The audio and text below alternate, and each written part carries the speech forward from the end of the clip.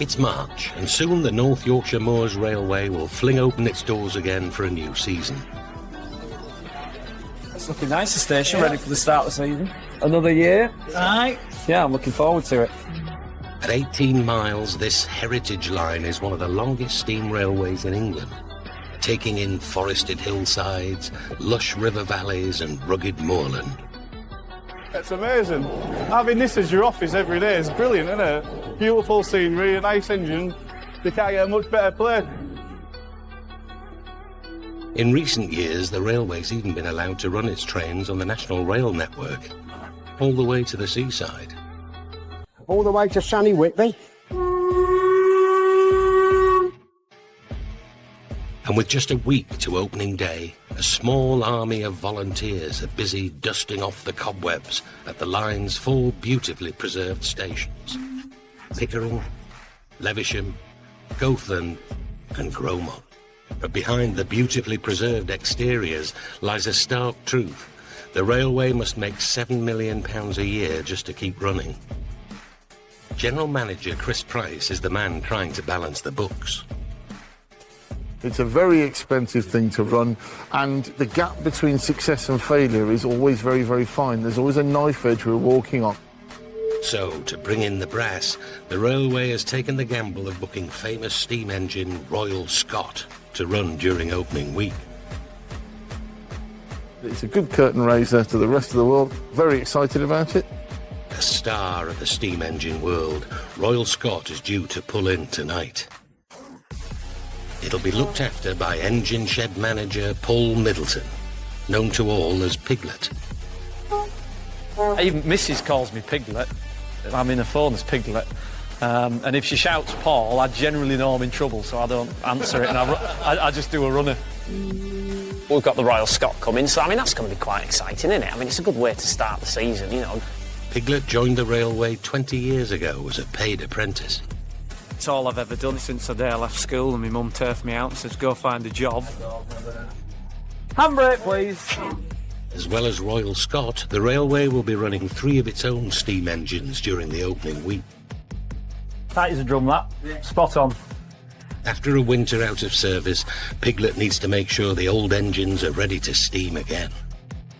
These engines don't look after themselves. Massively heavy on maintenance.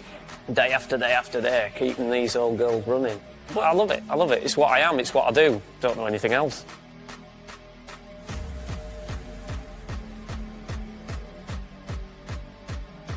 Also getting ready for the new season is Pullman dining manager Jill Brown. Jill's busy prepping her tiny onboard kitchen. That's the last box. Oh. Right, well, I've been on the train about 15 years, and as long as I can remember, this crockery set has been with us, so I'm not sad to see it go because I'm sick of seeing it chipped. I'm a happy bunny. I'm the colonel on here. Just look at my apron. They all know it. Pullman dining is all about old-fashioned luxury and classic British food. In other words, posh meat and veg on go.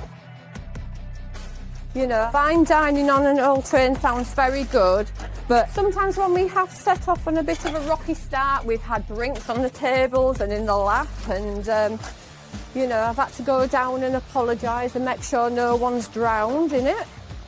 Jill's crockery might be new, but dating back to the 1950s and 60s, the Pullman dining carriages are a step back in time. I'm just checking now that all my bulbs are working, because there's nothing worse than a nice romantic couple sat on a table like this and the bulb's out and they can't see each other. Oh no, we haven't. We've got a bulb out. This one's not going to work. Oh. First day on Saturday. It's fully booked. Hopefully we'll have a nice, happy, busy season. Over at the engine shed, Star Turn Royal Scot is due to arrive at any moment. Nearly everyone's clocked off, apart from Piglet and the shed cat. She's called Erica. I found her running around in here one day. I thought, what's that running around down there? And I had a look and it's this little cat. So I managed to coax her out from under the bench with ham out with sandwiches. And Yeah, she's been here ever since then, really. She's always happy to see you, you know what I mean? She doesn't whinge, she doesn't moan. You're not lifting down. Come on, you can do it. Ah, you little git.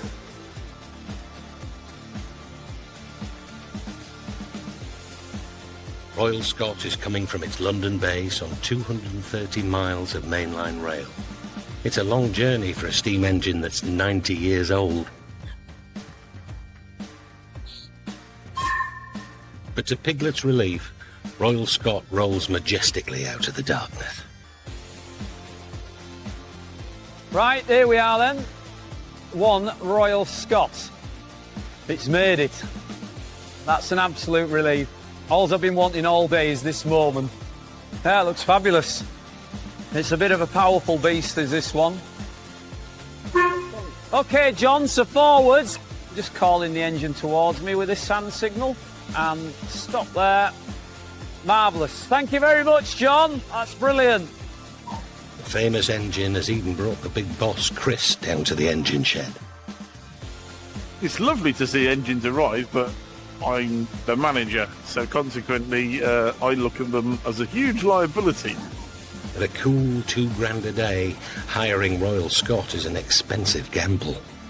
Steam engines are beautiful things, but very, very, very expensive. But at the same time, not many people get the opportunity to look at something like this and think this is what they do for a living. So you have to come out now and again and look at it just to make you happy. It's like Close Encounters of the Third Kind.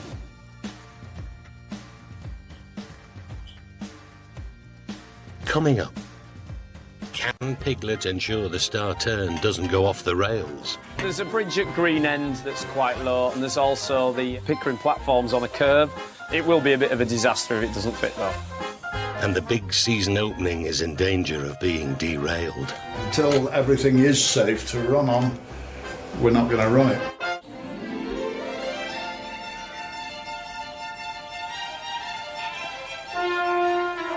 In 2 days' time, the railway will open its doors again for a new season. It's booked star steam engine Royal Scot to headline its opening week and hopefully pull in the punters. Yes, 6 tickets for the Royal Scot, no problem at all. Ticket sales have been going well. That's lovely, thank you very much. But before Royal Scot can run in the opening week, it has to pass a crucial test known as a gauging run. Hopefully it's got a tender full of water. This big and powerful engine was designed to run on mainline railways. But the Heritage Railway is a minor line with much smaller platforms and bridges. So we just make sure that the engine physically fits our railway. So there's a bridge at Green End that's quite low, and there's also the Pickering platforms on a curve. It will be a bit of a disaster if it doesn't fit, though. OK, Duncan. I'll see you down the station in a bit. So, yeah, first chance I've had for a cup of tea today and all. There's some sprinklings of soot in it, just to add to the flavour. And no chocolate sprinkles around here. It's all soot straight out of the Royal Scot, so it's all right. Keep me going. So that's what they call a true Yorkshire brew. Piglet needs to see for himself that Royal Scot can run the length of the line without any problems. These are the rock stars of the steam world, and they're all a bit quirky and unique. So he sets off in hot pursuit. It's his 1.6 hatchback against the 2,000 horsepower Royal Scot. Ambitious lad. The first station is Goathland, a 5-mile sprint across the North Yorkshire moors, and Piglet needs to get there first. We're racing the Royal Scot. That's left the station. Come on. It's quite steep round here. Poor little car struggles, but it'll get me there. The huge 125-ton engine was built to thunder from London to Glasgow. The problem with this engine is, it's like a lot of express engines, it's designed for the main line. We're doing 75 mile an hour. You know, it's like a caged greyhound, isn't it, really? Wants to go, but you can't. You know? The railway has one of the steepest climbs of any steam railway in the country. But the powerful engine's making light work of it. If only the same could be said for Piglet's hatchback. It's going to be a bit of a challenge, thanks to a council wagon slowing the road down a bit. Come on, get up the hill! Goathland is famous as the location for Hogsmeade Station in the first Harry Potter film. As if by magic, Piglet gets there just in time. Vauxhall versus Royal Scot, we beat it here, only just though. There it is. Piglet needs to check if Royal Scot fits under the line's lowest bridge. If the engine can't clear it, then the opening day's Royal Scot run will have to be cancelled. So that's the bridge I was a little bit worried about. It's quite a low bridge, that one. Come through its square. It can run a bit close to that. We can just about see it fits under just nicely. There we go. Next stop, Pickering. There's just 2 days before the big opening and there's a lot of Royal Scot tickets left to sell. But the railway's head of marketing, Laura Strangeway, has got a trick up her sleeve. We're on our way to Yorkshire Coast Radio to talk about Royal Scot and about the launch of the season. Laura is new to the world of steam. Am I a train spotter? No. To admit, every train that comes in, unless they're a different colour, I ain't got a clue. But probably me being a bit thick in that area does help. 1 2 1 2. Welcome to Yorkshire Coast Radio. Okay, Laura, so tell me about the Royal Scot. Exciting news. It's a big year for the railway this year. So it's the 50th anniversary. So to set the season off with a big bang, we've got visiting engine Royal Scot. And it's just a great way to start the season and go, here we are, we're running again. Laura's big marketing push won't count for anything until Royal Scot successfully passes its gauging test.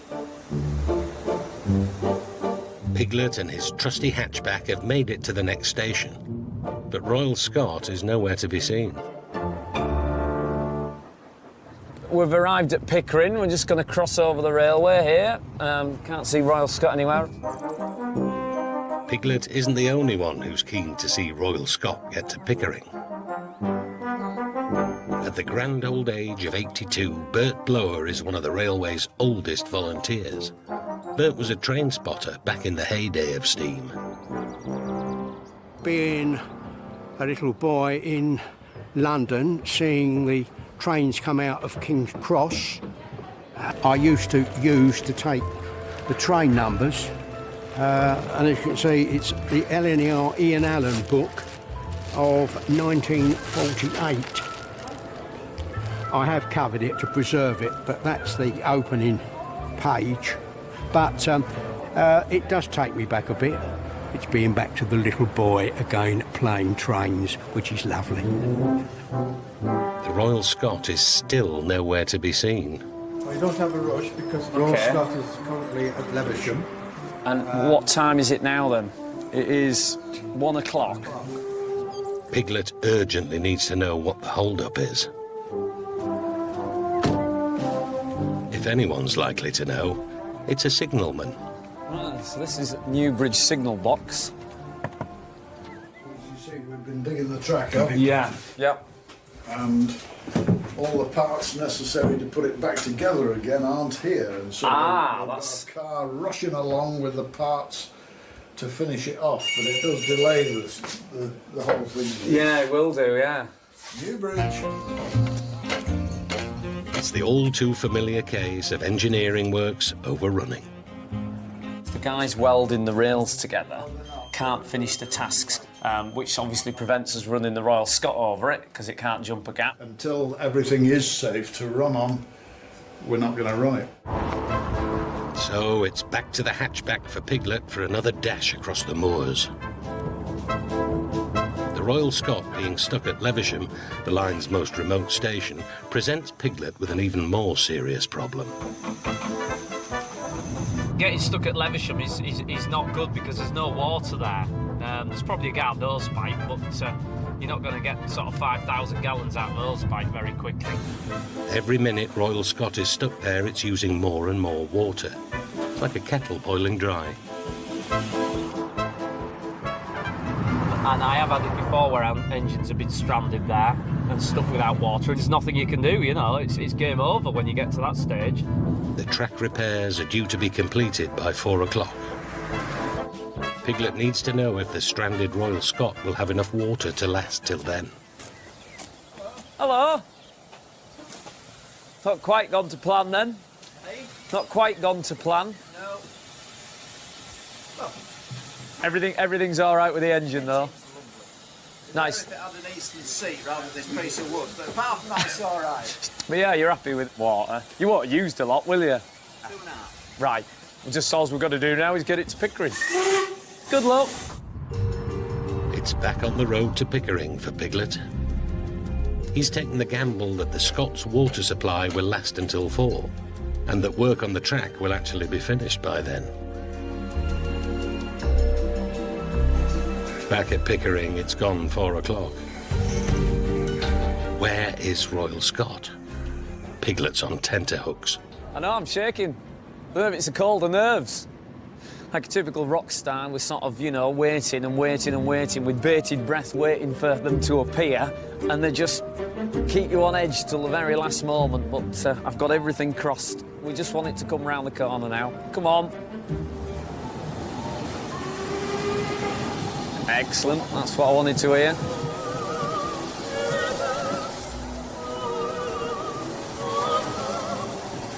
And here it is, very, very carefully through Pickering platform. This is what I've been waiting to see all day. Will the engine fit? Tightest bit's just here, apparently, so... Now, you see the cylinder gets fairly close to the platform edge there. There's enough clearance there for me. The engine is gauged for Pickering, so that's brilliant news. It's gone everywhere it's going to go on the railway. Despite the fact we're about 4 hours behind, we've made it. Royal Scot has passed the gauging run, but without carriages to put the paying public in, the railway won't make any money from its visit.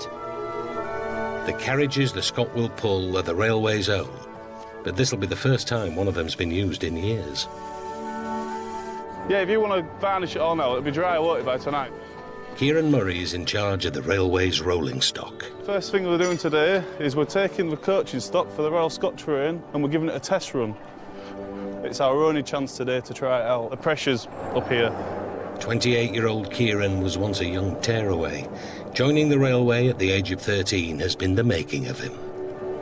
I wasn't into school at all. The education system didn't work for me. I was hands-on, so I never had no qualifications. At 16-year-old, the railway offered me an apprenticeship as a carriage fitter, so now I'm in charge of all the carriage fleet on the railway. Testing the carriage involves taking it at speed up the line to make sure the chassis and brakes are working properly.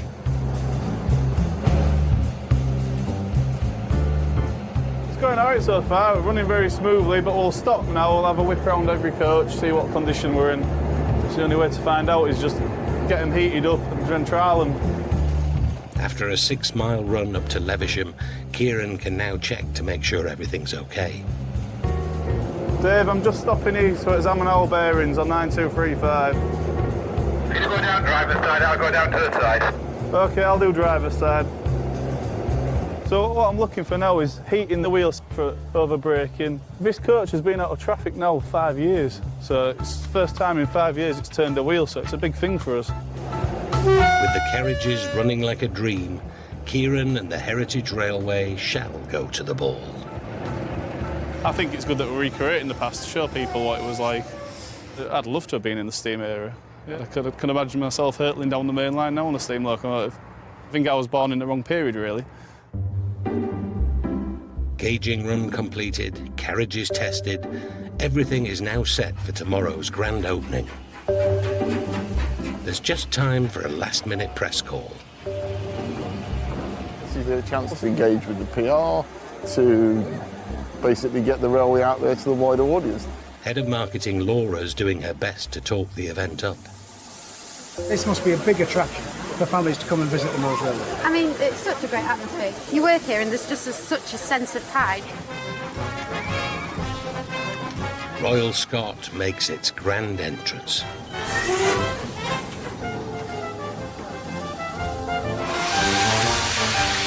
The media seem suitably impressed.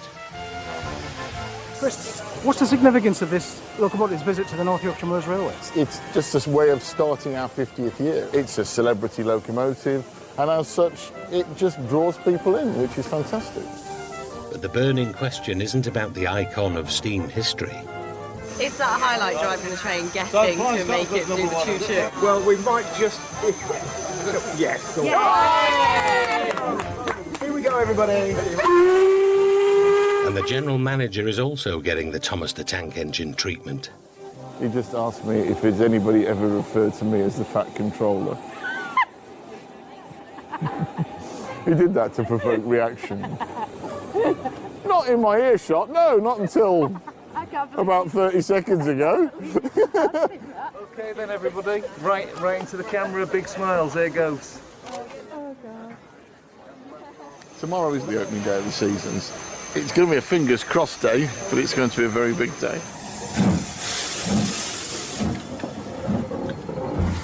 Coming up, the grand opening is stopped in its tracks. Any indication on how long we're going to be stuck here, have we? Things are going to go wrong, they're going to go wrong on the first night. Sammy in the Pullman kitchen. Getting all them meals out one go, and then people come in here and wind me up. Today, the Heritage Railway is opening its doors again for the first time this season. It's time to welcome back the public. The railway has hired celebrity steam engine Royal Scot to bring in the crowds. Veteran driver Terry Newman has been given the honour of taking the Scot on its first passenger run. There's always that bit of pressure being the first one because there's a little bit of unknown in this. But being on a beautiful sunny morning like this in North Yorkshire, what more can you want? Hopefully, no nasty surprises. Run number 1 is a sellout and the platform's already filling up. So we're just about rock and roll. Look the handbrake off, please, Adrian. Royal Scot will depart from Gromont Station, which is at the northern end of the Heritage Rail line. This is the beast, and this is what people come to see. Steam engine is perhaps the nearest thing that man has made to a living being. A special event like this, there's no better time to be here, really. The sky is absolutely beautiful, and we're going to have a good day, I reckon. General Manager Chris Price is also hoping for a good day. Accompanied by wife Alison, he's on his way to the opening on one of the railway's heritage diesels. Ah, you see, that's encouraging. Steam engine fishermen waiting for the Royal Scot. They're out and about. Quite early in the morning. Well, there's a few. Oh dear, the boss's diesel train comes to an unexpected stop. I'm slightly worried about why we stood here for so long. This could be the start of our delay. It's the first night, isn't it, of the show? So things are going to go wrong. They're going to go wrong on the first night. As well as Royal Scot, the railway is running a full timetable of services. But one of the other engines that's due to leave just before Royal Scot has developed a problem. Engine shed manager Piglet is on hand with his trusty big spanner. Right, well, the Royal Scot's down the station, and they're waiting for this engine to get off shed, so I need to get the brakes done really, really quickly, because we just discovered that the brakes need adjusting. No other trains on the line can move until this engine leaves the shed, not even the bosses. The problem has caused a 20-minute delay to Royal Scot's first run, and Chris is getting worried. Any indication on how long we're going to be stuck here, have we? Already started on the wrong foot. And what I'll do is, if I've caused a bit of a delay, once I've done this, I'll probably go and hide somewhere with the brew out the way. Just double check. Right. That's it, let's get out of there and get it gone. Brakes fixed, the engine leaves the shed, and normal service is resumed. Happy days, we're moving. Not everything always goes to plan. When you try and run almost 100-year-old pieces of metal that breathe fire and steam. Gaffer Chris makes it just on time. You all right? Everything good? Ah, it's lovely to see it here. I'd be even happier if it wasn't here, but I don't think they're going to be far off going. The Scot is piped out of the station after a mere 20-minute delay. By modern-day standards, that's practically on time. We make money on tickets for Royal Scot, but our catering establishment's busy, our shop's busy. It's all good.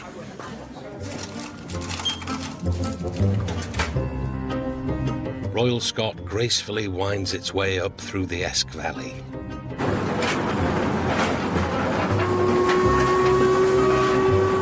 The 1 in 49 climb with 256 tons of packed carriages is a big test for any locomotive.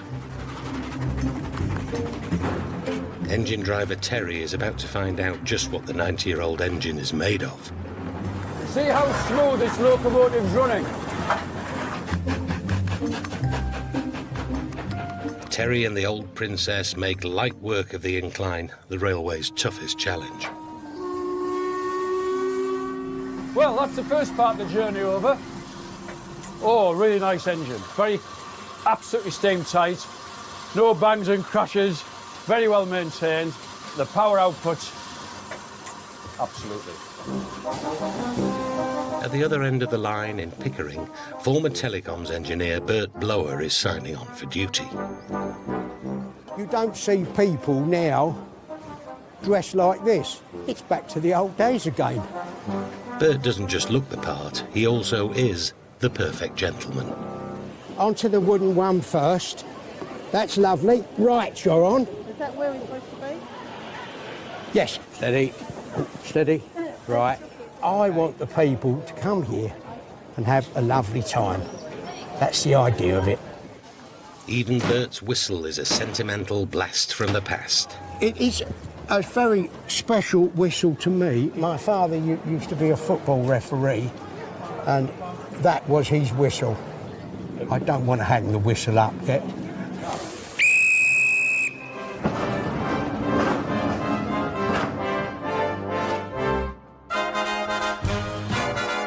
Back at Cromont Station, the first Pullman dining service of the season is half an hour from departure. Pullman dining manager Jill is doing some last-minute checks for what's a sellout first run. Everything looks nice and, well, apart from this one. Make sure all the menus are military and standing to attention. There's nothing worse than walking on and all the napkins have flopped. We do try and get them stood to attention. There we go. Oh. The Pullman is a family affair. Head chef Sammy is Jill's daughter. She's got more than floppy napkins to worry about. We are doing a Scottish-themed menu, which we haven't actually done before. So literally I've had like 10 different sauces to make.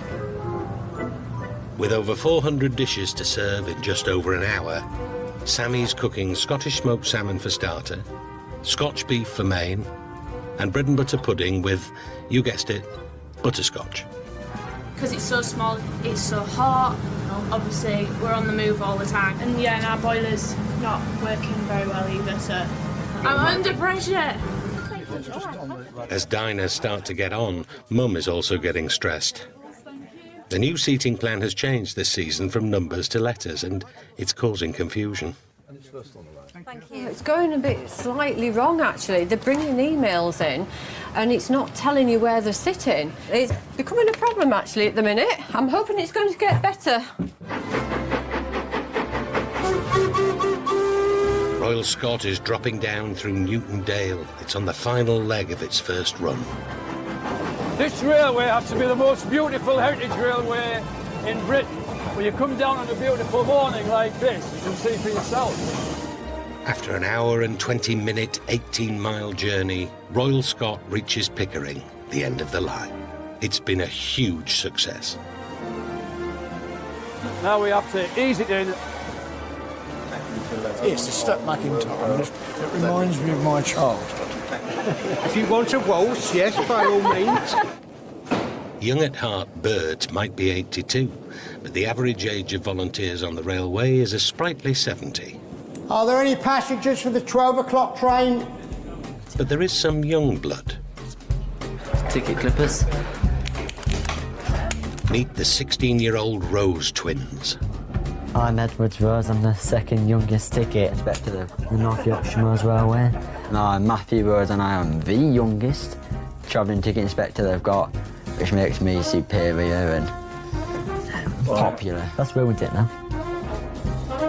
When it comes to ticket inspecting, the twins take no prisoners. The main thing is it's fare dodgers. You know, we weren't told about this, or that's too much, I'm not paying. The railway being first class, it's £4 per person. When they're not brandishing their ticket clippers, the twins can be found loitering on station platforms. We are proper train spotters, I'd say, because we go out to all the stations. Notepad, pen, camera. The twins are fiercely competitive, even over who's the bigger train nerd. Can you tell me what this is?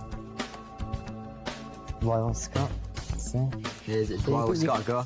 You can just tell because it's a 3-cylinder loco. It's just got that quicker chuck. The boys have even made collecting ticket money into a competition. Go. How much have you taken? Oh, it's hard. It was a big digi, I remember. Probably something around £2.50. Wow.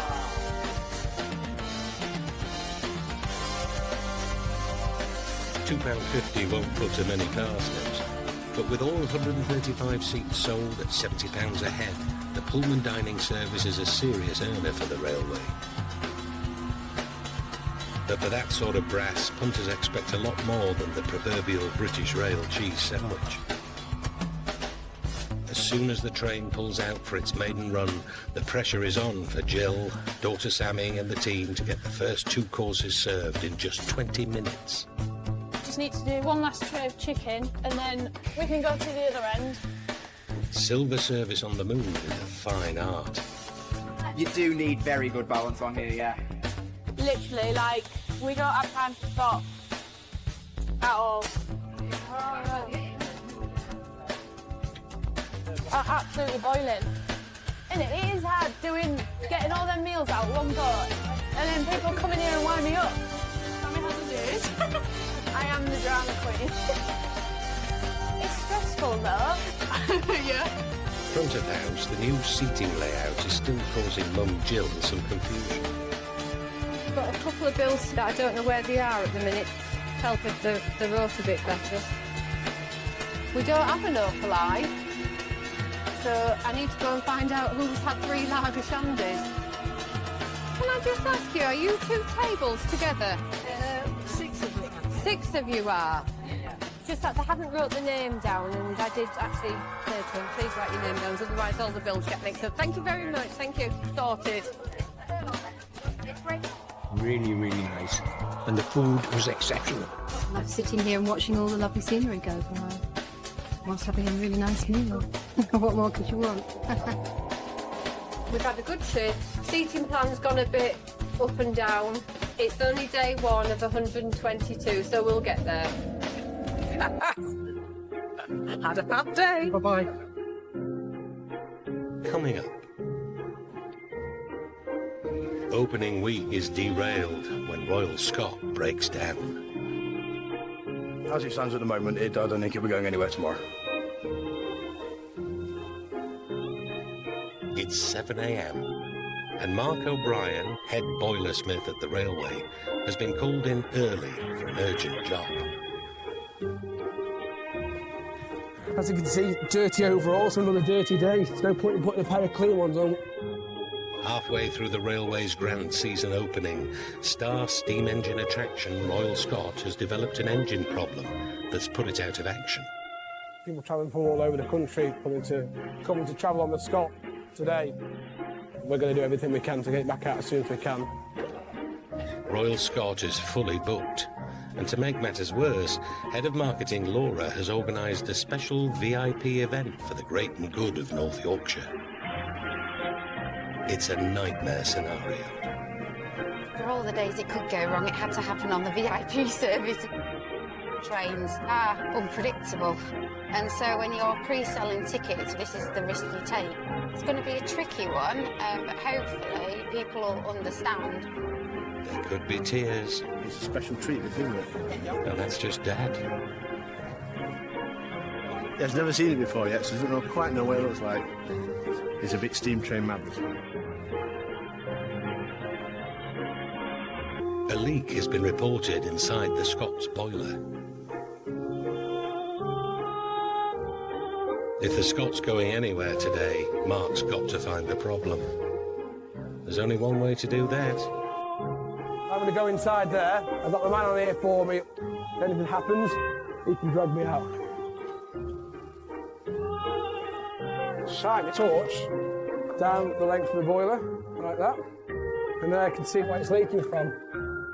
Mark discovers what he thinks is the culprit. You can see that thing there. That's what's giving us some grief. Every steam engine has a safety device called a fusible plug that helps detect serious boiler problems. That crust there is actually leaking from the outside of the plug. It's good news. Mark reckons it's actually the safety plug that's leaking and that there isn't a more serious problem with the boiler. Even so, Royal Scot isn't going anywhere until Mark has carried out the tricky job of replacing the defective plug. On the platform, head honcho Chris Price has arrived to give Laura some backup. I got a text message which said, "Ring me urgent, Scott's dead." It's not good. We've got upset passengers, upset group booking passengers. It's not just the public who are disappointed.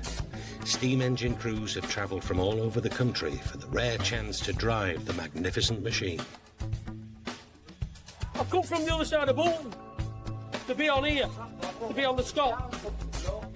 I'm nearly in tears. While Chris and Laura deal with the VIPs, at the engine shed, Mark has now got to replace the faulty safety plug. Nice knowing you all. To replace the plug, Mark has to unscrew the old one, which will release a jet of hot water and steam.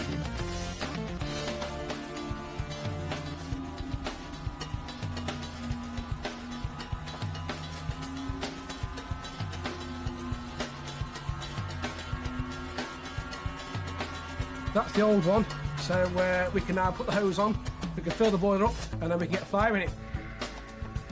Royal Scot has now missed its first scheduled service.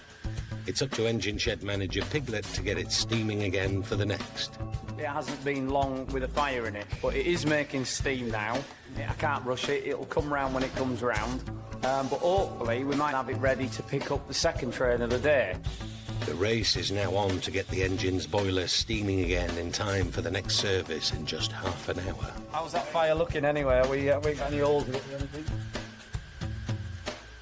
It's coming round now. We'll do that, it'll jump up 5 pounds. Hopefully. Back on the platform, boss Chris is desperate for Royal Scot to make an appearance. At this moment in time, I'm still not sure we're going to see it on the train. I want to see it Royal Scot in the front of that train, then I'll be happy.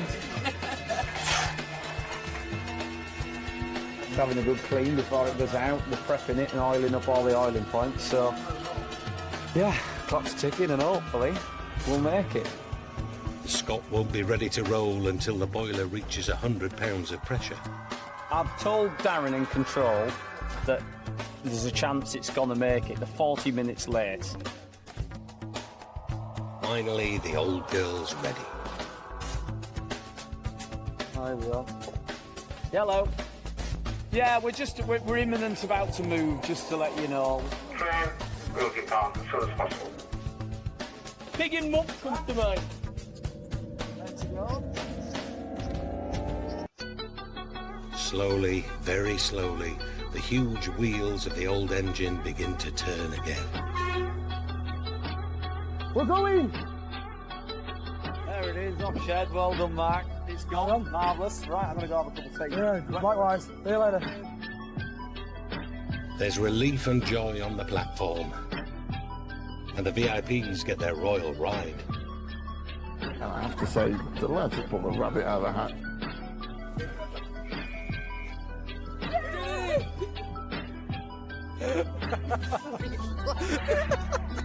Yep, that's Royal Scott Deer, that is, all over your face and everything. Thanks. It's part of our heritage, isn't it? It's our past. It's what we were good at back in the day. It's always got that element of something going slightly beat on. You know what I mean? Slightly wrong. It's but we've done it. Next time, the Easter holidays bring in the crowds, but the railway struggles to keep up with demand. Well, they're just falling to bits as quick as I can repair them, aren't they? And a ticketing cock-up puts Laura in the firing line. This is suicide. This is career suicide. And we're all aboard the Yorkshire Steam Railway again next Friday at 8. And staying on track, Rob Bell celebrates one of the world's most famous trains, the Flying Scotsman, a legend reborn, new Monday at 8. But it's Jane MacDonald letting off some steam, new and next, cruising up the Mississippi. What will she sing? Place your bets now.